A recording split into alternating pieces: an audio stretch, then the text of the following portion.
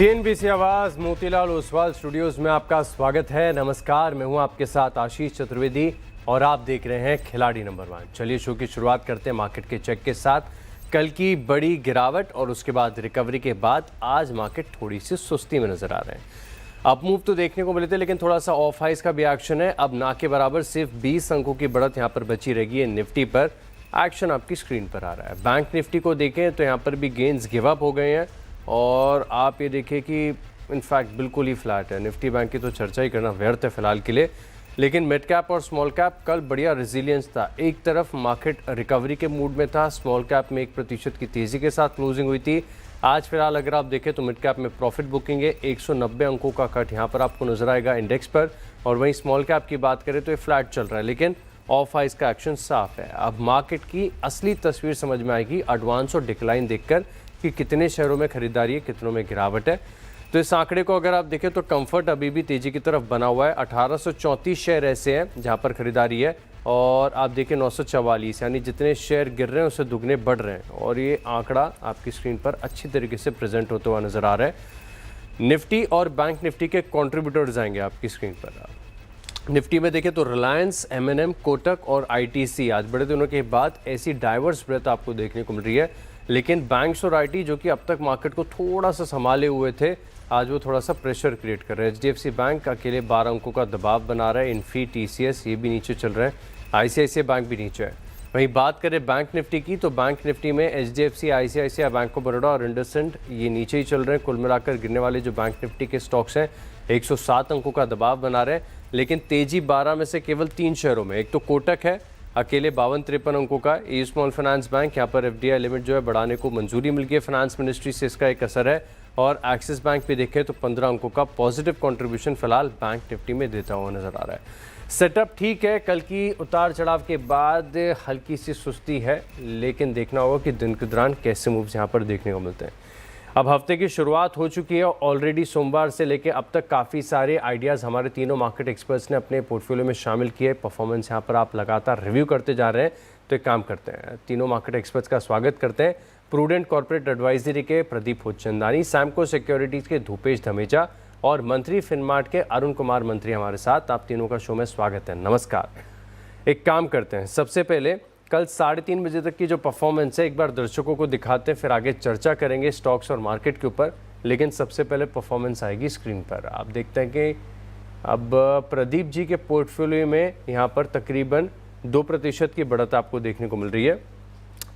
धूपेश धमेजा का पोर्टफोलियो 2.5% नीचे, लेकिन अरुण कुमार मंत्री के पोर्टफोलियो में सबसे ज़्यादा पेन है, तकरीबन 2.73% राउंड फिगर आप समझ लीजिए कि गिरावट यहाँ पर देखने को मिल रही है। प्रदीप जी का पोर्टफोलियो ऐसे उतार चढ़ाव वाले मार्केट्स में रेजिलियंस दिखा रहा है। अब इसके पीछे क्या स्ट्रैटेजी है इसको भी समझेंगे। प्रदीप जी, सबसे पहले आप ही बताइए, ये 2% की तेजी किन स्टॉक्स के चलते आई है, क्या व्यू रहा है, और फिलहाल स्मॉल कैप और मिड कैप क्या नजरिया बन रहा है सर आपका? Good morning everyone. तो स्ट्रेटेजी तो यही रही है कि एक स्ट्रॉन्गर स्टॉक्स हैं जिनमें ओवरऑल सेटअप पॉजिटिव है, और फिर वहां पे अगर कंसोलिडेशन के बाद ब्रेकआउट दिख रहा है तो वो स्टॉक चूज किए जाए। खास करके एओ बैंक जो हमने कल पॉजिटिव व्यू लिया था, वहां पे एक पॉजिटिव न्यूज आया, उसके चलते गैप अप ओपनिंग देख रहा है, उसका एक फायदा मिला पोर्टफोलियो को। और जहां तक निफ्टी का व्यू है, हमारा भी इस सेक्शन के लिए नेगेटिव है। 20 डीए में 34 डीए में जो सपोर्ट को ये तोड़ चुका है, तो जब तक ऑन द हायर साइड ये मूविंग एवरेजेस वापस से ये कन्वर्ट कर लेता, तब तक हम इस पे नेगेटिव व्यू रखेंगे। और यही व्यू हम अपने क्लाइंट्स को दे रहे हैं। करीबन 26,050, 26,100 का रेजिस्टेंस जोन है, जब तक क्रॉस नहीं हो तक व्यू नेगेटिव रहेगा। सिंगल लोअर साइड ये 728 का जो कल का लो टूटता है तो 25,600 की और ये आगे बढ़ सकता है। निफ्टी बैंक रिलेटिवली स्ट्रॉन्गर है। यहाँ पे इसने डबल बॉटम का सपोर्ट भी लिया है करीबन 58,900 पे। तो इस स्टॉप लॉस से यहाँ पे पॉजिटिव होल्ड किया जा सकता है। ये ब्रेक होता है तो फिर इसमें थोड़ा सा एक व्यू नेगेटिव हो सकता है। तो रिलेटिवली निफ्टी बैंक स्ट्रॉन्गर है। अगर मिड कैप स्मॉल कैप की बात करें तो यहाँ पे कल हमने आउट परफॉर्मेंस जरूर से देखा। तो ये दोनों इंडेक्स में आर्ली चार्ट से जो इमीडिएट रेजिस्टेंस थे वहां से आज रिवर्स हुए हैं।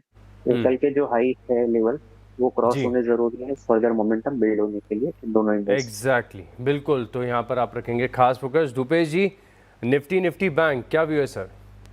सर निफ्टी बेसिकली तो अपने लोअर हाइस के फॉर्मेशन में विटनेस चलते हुए दिख रहा है, साथ ही साथ 20 डे के नीचे ही ट्रेड होता हुआ दिख रहा है करंटली। अगर हम देखें लास्ट सपोर्ट मेक और ब्रेक लेवल हम बोल सकते हैं कि 25,700 का मेक और ब्रेक लेवल है, उसके नीचे सस्टेन होता है 25,700 के, तो लॉन्गर टर्म में मंदी का सौदे बनते हुए दिखेंगे और ट्रेंड डाउनवर्ड साइड शिफ्ट होता हुआ दिखेगा।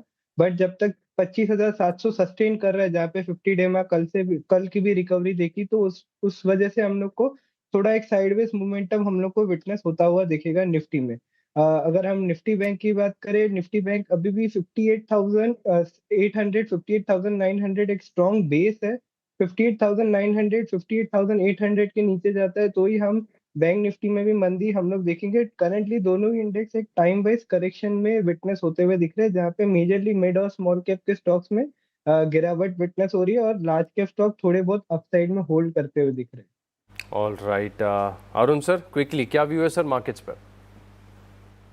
अच्छा जी, ब्रॉडर ट्रेंड तो अभी भी डाउन है। वही सेम जो बाकी दोनों ने कहा, बाकी एनालिस्ट ने कहा। मुझे लग रहा है जब तक 25,950 26,000 नहीं निकलता, एक बार ब्रॉडर ट्रेंड डाउन है। पर एक सपोर्ट है जो 25,700 750 के आसपास है, जहाँ पे गैप लेवल था, उसके नीचे फ्रेश मंदी होगी। जब तक मुझे लग रहा है ब्रॉडर कंसोलिडेशन होना चाहिए।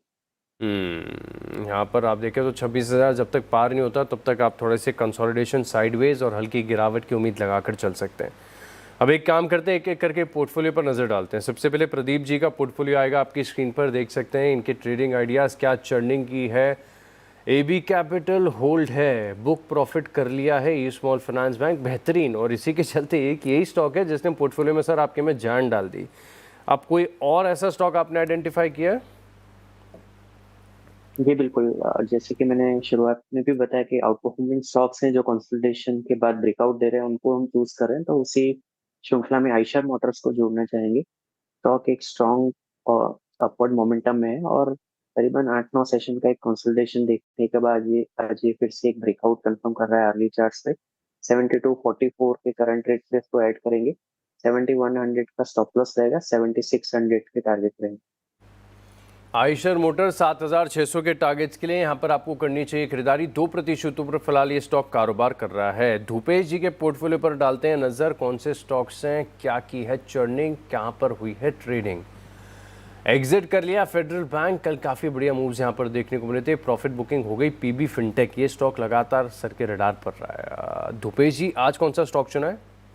आज जो स्टॉक हम लोग में देख रहे हैं कि चेन्नई पेट्रो एक अच्छी खासी मोमेंटम विटनेस करते हुए दिख रहा है। करंट लेवल से हम लोग चेन्नई पेट्रो में बाइंग की सलाह देंगे। स्टॉप लॉस रहेगा 915 का।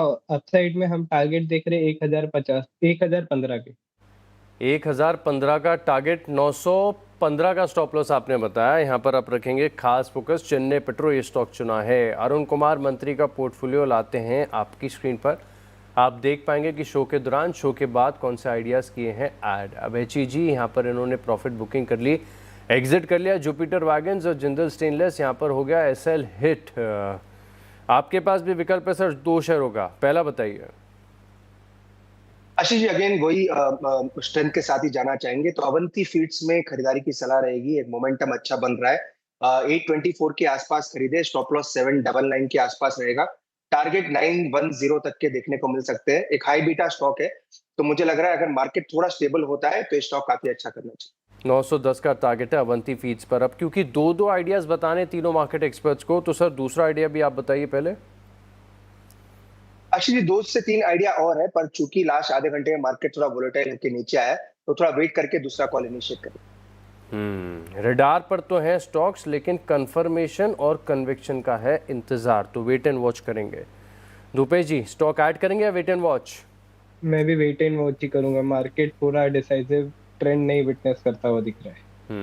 प्रदीप जी क्या विकल्प है?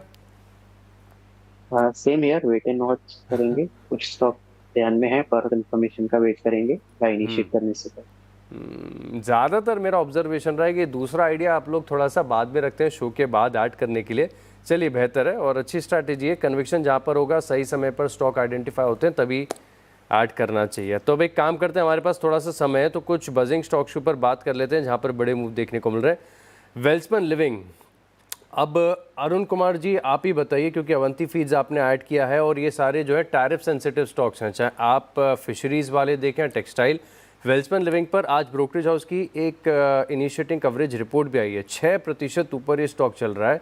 क्या और अपसाइड बची है स्टॉक में? Ashish ji, as a disclaimer, ये हमने कुछ ही देर पहले रिकमेंड किया है, पर अपने शो पे नहीं किया है क्योंकि ऑलरेडी रिकमेंडेड है। पर ये स्टॉक मुझे काफी अच्छा लग रहा है। 145 148 तक के लेवल्स इसमें आ सकते हैं। अगर आप देखें 3 दिन का जो ओवरऑल मूव था नीचे का, एक ही कैंडल में इसने रिट्रेस किया है, तो काफी अच्छा है। डिप में बाई करें 138 के आसपास। 132 133 का एक स्टॉप लॉस लगा है। मुझे लग रहा है 148 तक ये स्टॉक ऊपर में जा सकती है। धूपेश जी, क्या आप चांदी को ट्रैक करते हैं? चांदी में काफी बड़ी तेजी आई, कल अंतर्राष्ट्रीय बाजार में $60 के पार निकला है। ये अगर हम देखें, जैसे सिल्वर मेजरली मैं एमसीएक्स की बात कर रहा हूँ यहाँ पे, एमसीएक्स में करंटली कल के सेशन में भी ऑल टाइम हाई विटनेस होता हुआ दिख रहा है। मेजरली जो फंडामेंटल्स की वजह से ही स्ट्रांगली सिल्वर अपने हाइस की तरफ होते हुए दिख रहे हैं। बट रिसेंटली अगर हम देखें, फॉलो थ्रू ब्रेकआउट का भी हम लोग को विटनेस होता हुआ दिखा था, और करंटली बाय ऑन डिप के ही हम देखेंगे चांदी में।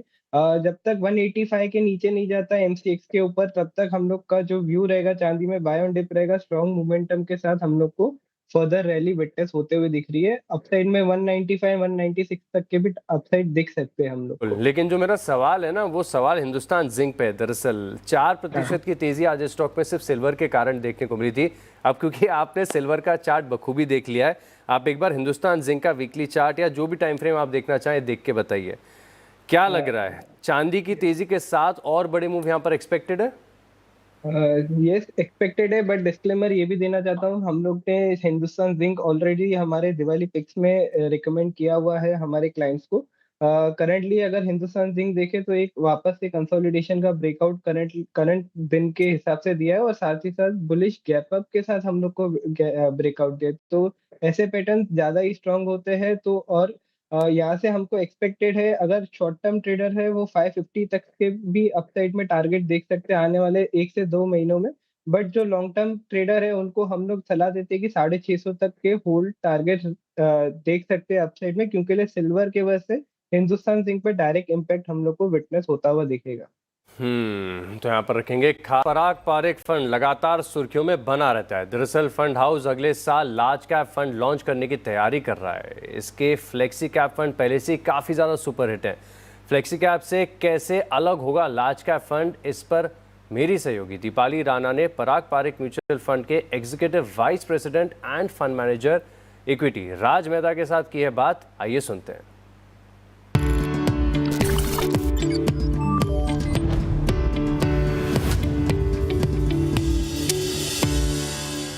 5 सालों के बाद पीपीएफएस म्यूचुअल फंड नया फंड ऑफर लाने की तैयारी कर रहा है डाइवर्सिफाइड इक्विटी फंड के तौर पर। लेकिन सवाल सबके मन में यही है कि ऑलरेडी आपके पास जो एग्जिस्टिंग स्कीम्स है, फिर चाहे वो फ्लेक्सी कैप हो या ईएलएसएस हो, ये दोनों ही इस तरीके की स्कीम्स है जहां पर एक डाइवर्सिफाइड इक्विटी फंड के तौर पर जिनको देखा जाता है। इनका डोमिनेंट इक्विटी एलोकेशन भी है लार्ज कैप्स में, फिर चाहे वो टैक्स सेविंग फंड की बात करें या फिर फ्लेक्सी कैप फंड की। तो फिर सवाल यही उठता है कि ऐसे में जब आपकी एग्जिस्टिंग फंड्स आपके पास है जहां पर एलोकेशन ऑलरेडी इन्वेस्टर्स को मिल रहा है इस स्पेसिफिक कैटेगरी में, ऐसे में एक नया लार्ज कैप फंड लाने की पीछे की वजह क्या है? लार्ज कैप फंड पे जो हमारा नया फंड लॉन्च होने वाला है, तो वो थोड़ा डिफरेंशिएटेड फंड है compare to the large cap category. So आप लार्ज कैप कैटेगरी में अगर दूसरे फंड्स को देखें तो वो सब एक्टिव फंड्स है, एंड हम जो ला रहे हैं वो पैसिव फंड से ज़्यादा कंपेयर कर सकते हैं, बिकॉज हम एक डिफरेंशिएटेड स्ट्रैटेजी ला रहे हैं जहाँ पे काफ़ी हद तक पोर्टफोलियो इंडेक्स को हक करेगा और थोड़ा बहुत वेरिएशन लाएंगे हम इन टर्म्स ऑफ एग्जीक्यूशन, जहाँ पे अगर इंडेक्स रीबैलेंसिंग हो रहा है तो हम डिसाइड कर सकते हैं कि हमको कब रीबैलेंस करना है हमारा पोर्टफोलियो, या कभी फ्यूचर्स में अगर मार्केट में प्राइस कम रहा तो फ्यूचर्स में बाय कर सकते हैं इंस्टेड ऑफ कैश। तो ये सब डिफरेंशिएटेड स्ट्रैटेजी से थोड़ा बहुत पैसिव फंड्स का आउट परफॉर्म करने की ट्राई करेंगे, और इनका जो एक्सपेंस रेशियो रहेगा वो भी इंडेक्स फंड्स के कंपैरिजन में रहेगा। तो ये फंड उन इन्वेस्टर्स के लिए है जो पैसिव फंड्स में बिलीव करते हैं और जो बिलीव करते हैं कि लार्ज कैप में इंडेक्स को आउट परफॉर्म करना मुश्किल है।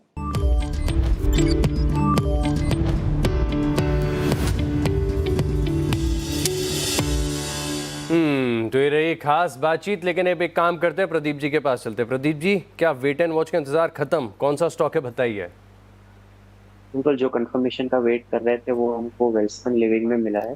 यहाँ पे एक पिछले 7-8 सेशन में एक स्टीप करेक्शन देखा गया, 200 डीएमए का सपोर्ट इसने कम लिया। तो आज के सेशन में ये फ्रेश ब्रेकआउट अपने आर्ली चार्ट्स पे कंफर्म कर रहा है।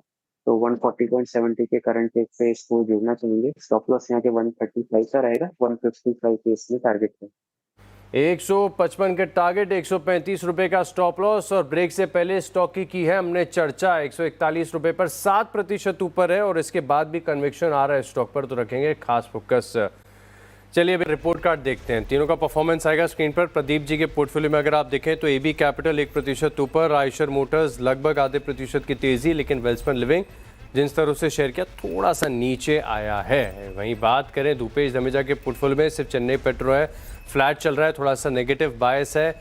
और अरुण कुमार मंत्री के पोर्टफोलियो में अवंती फीड्स आधे प्रतिशत से थोड़ी सी ज़्यादा की बढ़त दे रहा है। फाइनल रिपोर्ट कार्ड स्क्रीन पर, तीनों खिलाड़ियों का प्रदर्शन किस प्रकार का यहाँ पर देखने को मिला है। तो रिटर्न्स के लिहाज से देखें तो प्रदीप जी के पोर्टफोलियो में वाह 5.5% की तेज़ी, धूपेश धमीजा के पोर्टफोलियो में 2.5% का कट, और अरुण कुमार मंत्री का पोर्टफोलियो थोड़ा सा पेन में 3.5% से ज़्यादा की गिरावट यहाँ पर आपको देखने को मिल रही है।